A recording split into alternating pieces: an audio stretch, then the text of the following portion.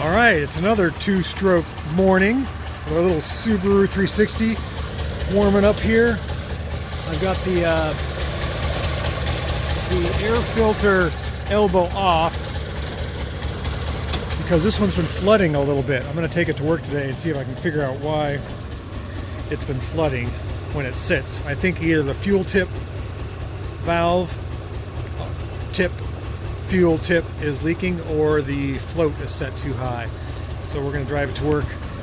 Stella's already made herself comfortable, and let's just drive this thing. See what it's like to drive a microcar on a nice, beautiful spring day. I think I know, but I want you to enjoy it with me. Such a pretty little car underneath a pretty little tree. Pretty little car. Let's drive it.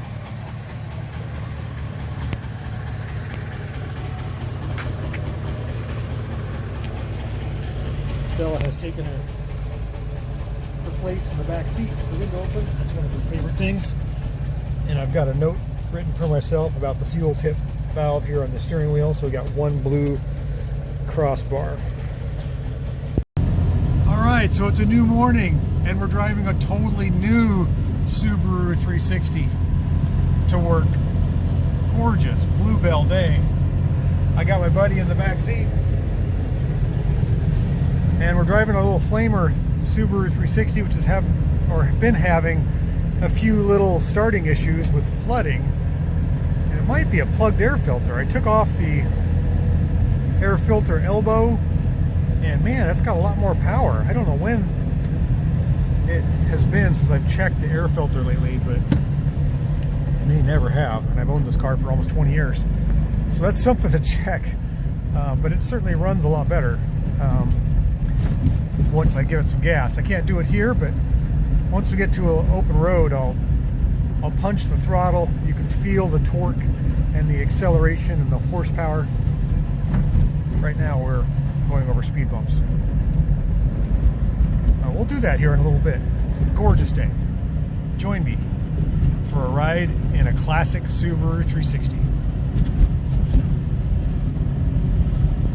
That's one thing about a little tiny car with a little tiny engine sitting at a stoplight is you can kind of get away with, the light just turned green, some things that you might not be able to with a powerful car, and that is you can floor it.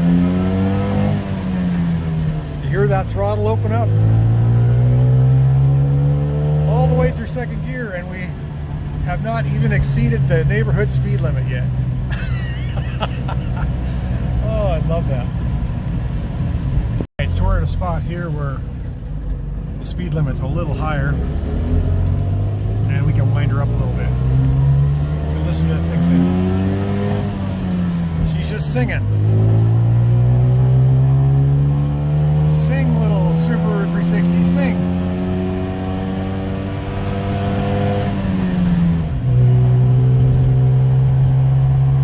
We're not going all that fast, but man, it runs so much better with the air filter elbow off. I can't believe it. It's definitely got a plugged air filter. That might have been my problem. Silly me. Should have checked that. That's basic. Slow down here for this stoplight. Again, we got to watch out for trucks. A lot of big trucks around.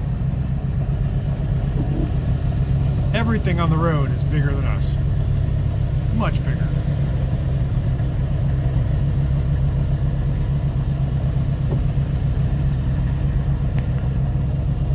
Alright, let's rev her up. Second gear. Third gear.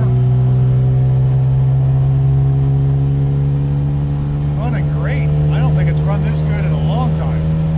If ever. Oh, 47. Wow, my speedometer is actually correct. Woohoo, we got the open road.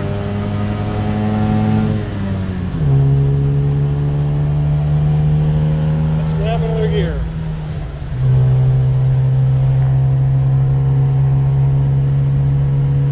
Yeehaw!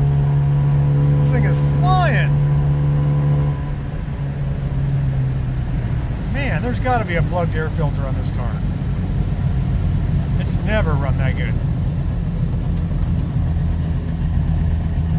Alright, so we made it to work driving our little Subaru 360, and this is the air filter air elbow that I was talking about that I took off. This car's having, or has been having, trouble flooding out, and this would fill up full of fuel. So I took it off before my drive this morning, and I don't see any fuel dripping down inside the carburetor. Sometimes if the float gets stuck high, in other words, the carburetor will overfill and it will go into the carburetor throat and or this elbow, which connects right like this to the air filter. Now, I don't normally like driving cars without an air filter, but what a performance difference this thing made by taking this off. It's ingesting air directly into the carburetor instead of coming through the air filter. And like I was talking about before, I'm not sure that I have ever replaced this air filter before. It's probably the factory original from 1969, because they're really hard to find, but it made a huge difference. So I'm gonna take that apart, figure out why this thing is flooding over. It could be the air filter's plugged and the engine's just not getting enough air. That would be such a simple fix, but I'm gonna dig into that today and see what's going on. But wow, what a difference. I would have never thought that would make a difference. In fact, I'm of the mind that you need to have filtered air for your car, but I still am. But wow, it just runs so much better. All right, have a great day. Thanks for riding along with me, and we'll check you out soon.